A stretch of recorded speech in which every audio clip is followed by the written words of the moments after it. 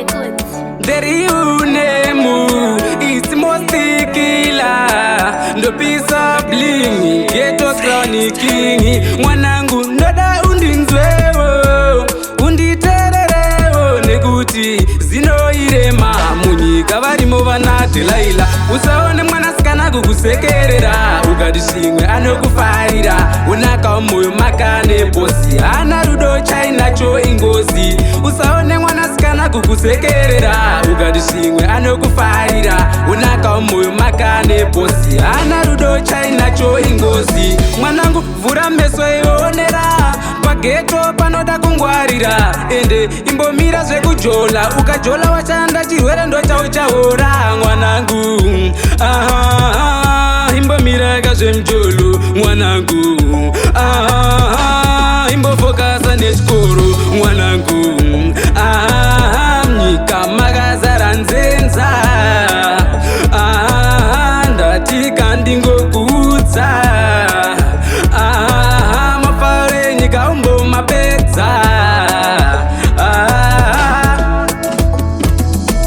Mwanangu ndiwe zvese zvangu, ndiwe chete zai rangu. Wanakamulaifi tiri pazero, kurarama kaupenyu kepajero. Kurongezewa mbuva semagredi zero, ndotoshuvawo kuva negauro. Asi ndinongoyaura panike razalo.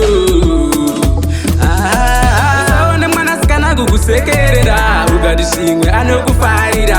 Unaka moyo makane bosi ana rudo chainacho ingozi. Usaone mwanasikana kukusekerera ukati shimwe anokufarira. Unaka moyo makane bosi ana rudo chainacho ingozi. Mwanangu vura meso ionera pageto panoda kungwarira. Ende imbomira zvekujola ukajola wachanda chirwere ndo chauchaora. Mwanangu imbomira kazvemjolo. Mwanangu imbofokasa nechikoro.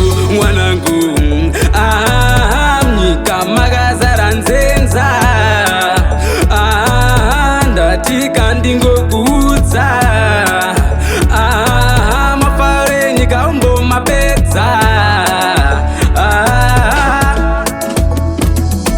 Usaone mwanasikana kukusekerera ukati shimwe anokufarira. Unaka moyo makane bosi ana